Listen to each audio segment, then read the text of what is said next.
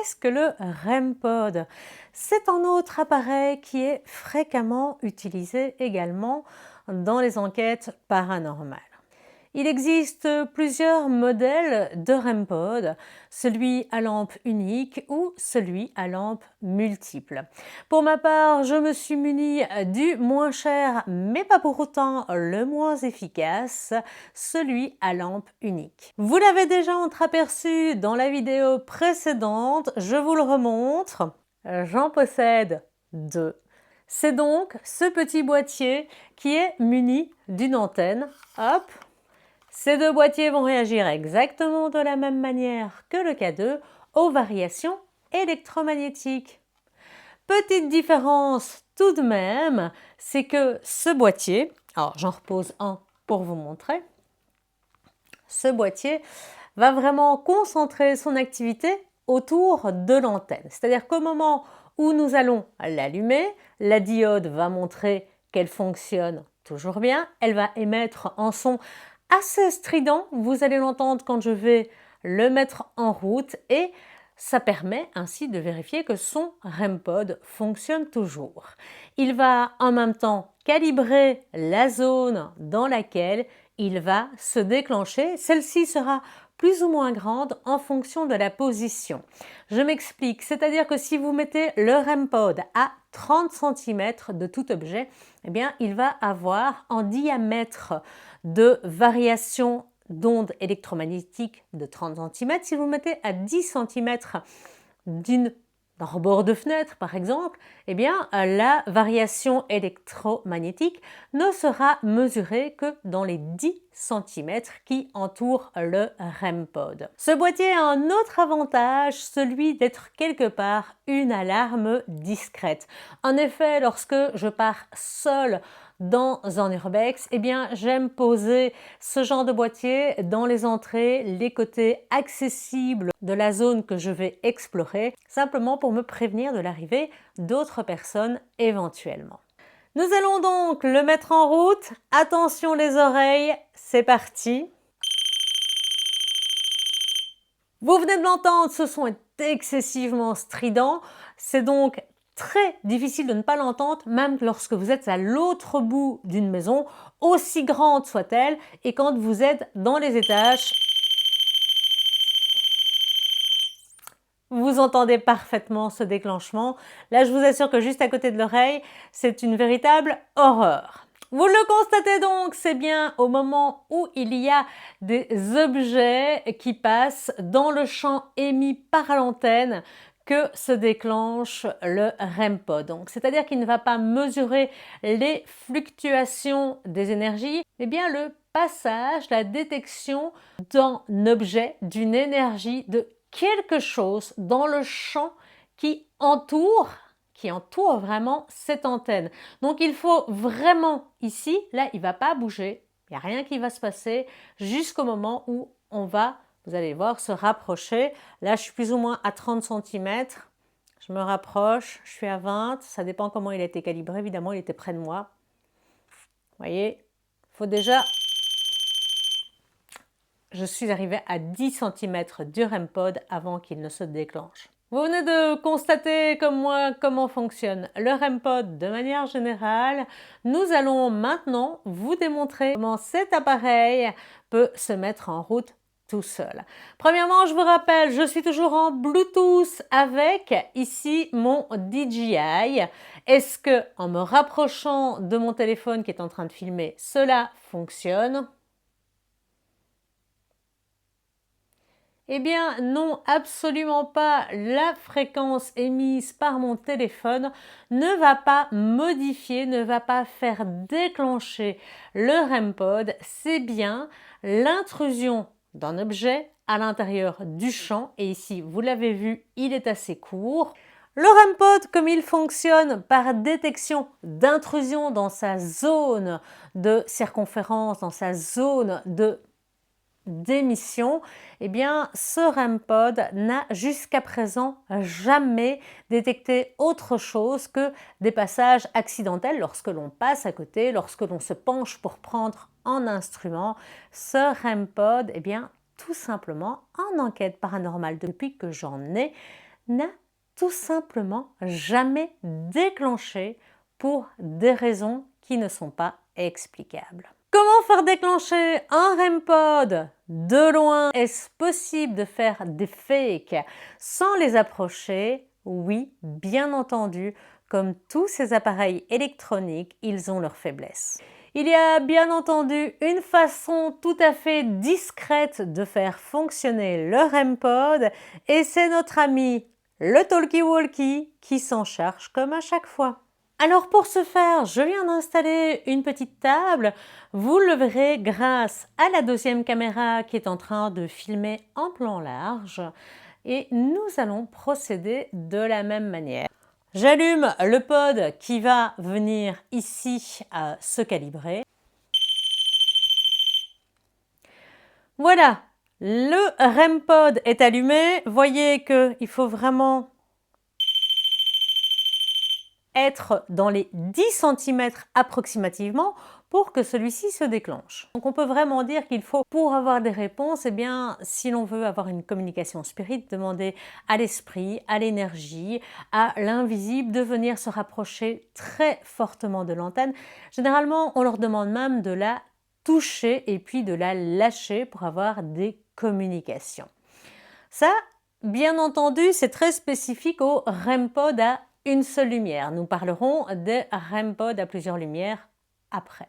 Je vais donc allumer mon talkie-walkie. Power on. 14. Vous l'avez entendu, le talkie est en marche. Et tout comme hier, je vais appuyer sur le bouton déclenchement pour parler.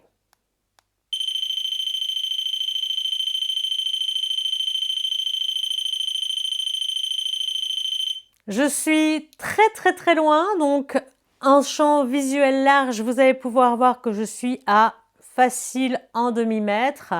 Je vais reculer encore le talkie, donc je me recule dans ma chaise et je vais me mettre ici. Donc c'est vraiment, non pas quand je vais ici enclencher le mode parler, mais bien quand je vais relâcher. Alors je vous montre, vous voyez la petite lumière rouge ici qui va s'allumer. Il ne se passe strictement rien et quand je relâche,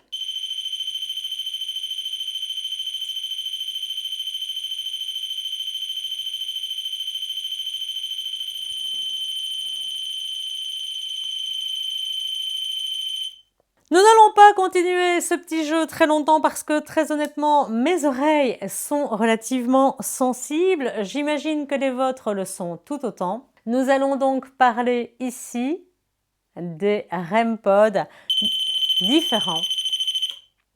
Ah, ça fait du bien quand ça s'arrête. Nous allons donc parler des REM pod à 4 lumières. Il existe là aussi plusieurs modèles. Alors, le premier modèle le plus connu, alors a soit une forme ronde ou carrée, peu importe. Et tout simplement, là, il y a une détection de zones spécifiques. C'est-à-dire que vous avez plusieurs cercles concentriques qui sont de plus en plus étroits. Donc, vous avez une lumière, par exemple, à 30 cm, deux lumières à 20 cm, 3 à 10 cm. Et lorsque l'énergie ou l'objet touche l'antenne, eh bien, vous avez 4 diodes qui fonctionnent. Vous avez également le REM pod multitâche qui, en plus de sa détection par antenne, va également faire la détection des températures. Donc, il va mesurer la variabilité des températures et si à un moment donné, il y a une chute ou une augmentation étonnante, il va également émettre un son mais qui sera différent. Vous avez également la fréquence EMF, donc exactement la même chose qu'en K2 et là donc c'est la variation de l'électricité qui va être mesurée. Pour ma part, je préfère privilégier des appareils séparés parce que souvent quand il y en a un qui se déclenche, eh bien il faut vraiment être au taquet, avoir une caméra ou être tout près pour savoir ce qu'il veut. Alors, c'est intéressant d'avoir un pod avec 4 lumières pour savoir si, oui ou non, eh bien, l'énergie est plus ou moins proche de l'antenne. Donc ça, c'est vraiment intéressant.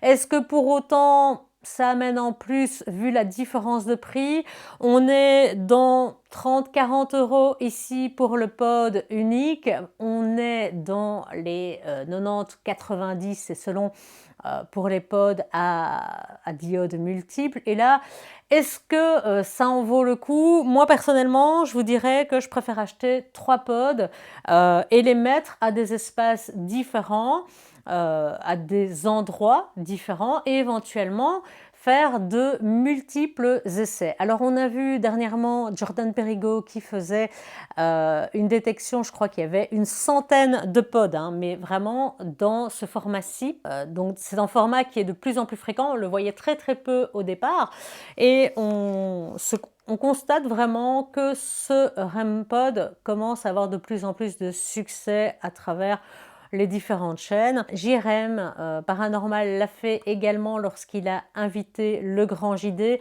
mais là il était muni, je pense, de multitask, donc avec un boîtier beaucoup plus gros à 4 diodes dans la mairie de Marignane. Il a fait cet exercice là aussi. C'est intéressant, moi je trouve que poser cet appareil-ci à différents endroits pour savoir combien vont s'allumer ou s'il y a par exemple un passage, je trouve que c'est plus intéressant que, enfin pour moi en tout cas, et ça c'est vraiment très personnel, que de se dire est-ce qu'il est à 10 cm, à 30 cm. On le voit, on fait le test de toute façon, on sait quand il déclenche, donc je trouve que ça a plus de pertinence finalement de les placer à différents endroits ou se dire bah puisqu'il déclenche tous les 20 cm, je vais en placer un tous les 30 ou les 40 cm pour savoir bien s'il y a une évolution dans un passage ou s'il y en a plusieurs et que c'est ciblé à un endroit bien particulier. Je le trouve intéressant aussi dans sa fonction alarme, c'est-à-dire que quand on part tout seul, le fait que quelqu'un entre, eh bien très clairement, ça ne va pas passer inaperçu. Par contre, ce bruit très strident quand vous êtes dans une maison, alors de nuit ou tout simplement qui est entourée par des voisins. Moi, j'ai déjà été dans des maisons qui ne sont pas accolées, mais vous traversez la route, il y a des gens, il y a des habitations. Donc cette sonnerie n'est pas forcément d'une grande discrétion, donc on va privilégier ceci comme une alarme, on va dire anti-intrusion, mais également on va s'en servir dans des endroits où on sera peut-être moins repéré au niveau auditif par des voisins, donc dans des lieux nettement plus isolés. Ça c'est pour le plus et le moins de ces REM pods. Très efficace cependant, et moi j'aime bien en complémentarité du K2, même si jusqu'à ce jour il n'a jamais déclenché. Donc vous l'aurez compris, contrairement au K2, ici c'est le REM pod, donc l'appareil lui-même qui génère un champ électromagnétique et c'est tout ce qui va entrer dans ce champ qui va déclencher l'appareil. C'est donc une façon différente de travailler. Le K2 va vérifier les variations, lui il va émettre un champ et donc ça j'ai déjà vu aussi, méfiez-vous. Alors on va redéclencher, on va remettre en mouvement le REM pod, voilà. Je vais activer ici mon K2. Ah oui, il faut que je le recule. Voilà, le K2 qui ici est loin de mon DJI. Donc ici il vient de déclencher le REM pod. Alors je vais rapprocher mon K2 du REM pod. On va voir lequel va déclencher le premier.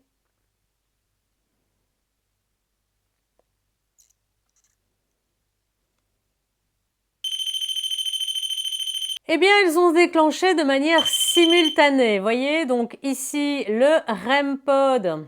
Alors, je vais reculer de l'antenne.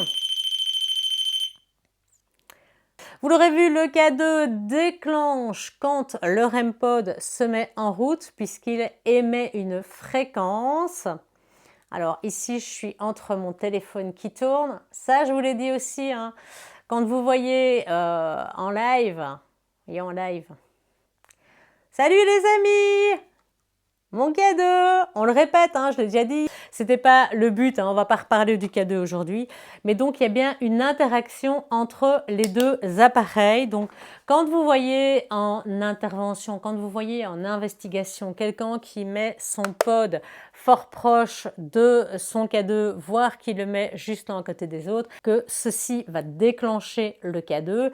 Qu'à l'inverse, par contre, le K2, s'il a été mis avant le REM pod et qu'il ne bouge pas, c'est-à-dire que vous l'avez d'abord posé et allumé et puis que vous venez mettre après le REM pod, eh bien, il n'y aura pas d'interaction puisqu'il ne bougera pas et eh bien, l'antenne l'aura pris en compte dans son calibrage. Donc, c'est donc intéressant de savoir comment l'urbexor aura placé ces éléments. Donc ici, je place mes éléments. Quand vous avez le déclenchement, si j'allume maintenant, admettons, je vous montre, hein, plan large, le K2 ne bouge plus. Ici, on va allumer, hop, le REM pod, vous avez vu qu'il a fait déclencher le K2, forcément. J'allume le deuxième REM pod, donc ils sont actifs tous les deux. Vous avez vu que quand j'allume mes REM pods, ils font déclencher mon K2. Ici, il ne se passe rien. Les antennes ont pris en compte l'aspect K2, c'est-à-dire qu'elles savent qu'il y a cet objet dans leur champ. Ils ne vont donc pas déclencher lorsque le K2 est là et qu'il est placé avant. Attention, donc important de voir le positionnement du matériel, comment ça s'est fait, ça c'est toujours très important à voir. Par contre, si j'approche mon antenne, eh bien vous voyez que le K2 déclenche. Donc important vraiment de venir toujours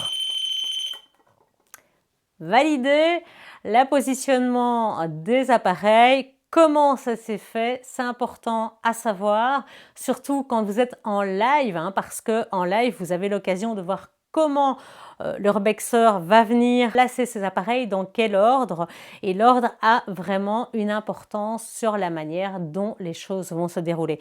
Vous verrez également que les balayeurs de fréquence, on parlera également de ce principe, à la fois de l'application mais également de la boîte qui en est séparée, aura aussi un impact sur ces deux appareils. Donc lorsque vous êtes en live, toujours, je vous l'ai dit, hein, circonspection, donc vérifiez bien comment l'urbexor, puisqu'il est en live, dispose son matériel, quand est-ce qu'il pose les appareils, est-ce qu'il commence par les REM pods, est-ce qu'il commence par les K2, est-ce que l'on déclenche l'autre.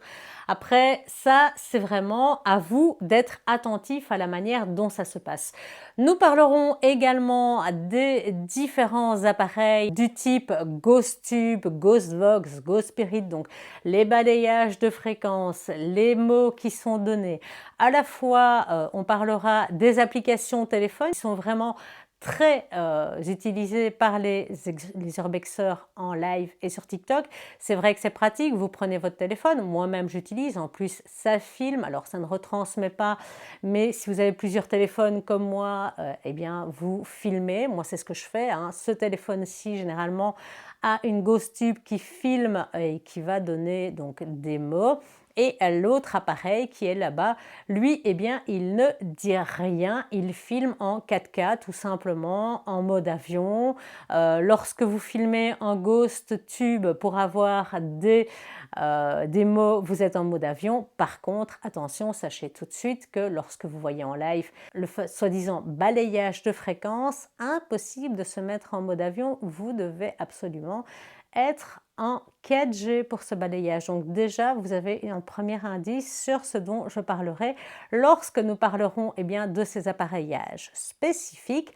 Donc on parlera des boîtiers séparés, hein, des boîtiers qui font ça de leur côté, donc en balayeur de fréquence. On parlera de ceux qui sont bridés et de ceux qui ne le sont pas, j'expliquerai à ce moment-là. Tout comme nous parlerons de la Ghost Tube, donc l'application, il existe d'ailleurs plusieurs applications gratuites ou payantes, on parlera de celle-ci, on parlera également du balayage de fréquences sur cette application. Donc on a encore pas mal d'objets à découvrir, on a encore pas mal d'applications également à découvrir, il y a encore tout le matériel qui est là et entre autres ce qui les fait bugger. Donc pensez bien à liker cette vidéo, à vous abonner si ce n'est pas encore fait parce que vous allez apprendre pas mal de choses et entre autres comment on débunk tous les fakes que l'on peut voir sur les différentes plateformes et comme je vous l'ai déjà dit, attention à TikTok parce que vraiment sur cette plateforme des fakes, il y en a tant et plus. On parlera entre autres de ces fameux fils de pêche parce que mon Dieu, qu'est-ce qu'il y a comme arnaque. Donc n'hésitez pas à me suivre et à vous abonner pour en apprendre plus sur l'urbex. On se dit à très bientôt pour un nouvel épisode sur le matériel et sur les explications des communications et des essais de communication avec les mondes invisibles. D'ici là, portez-vous bien, on se dit à bientôt. Ciao!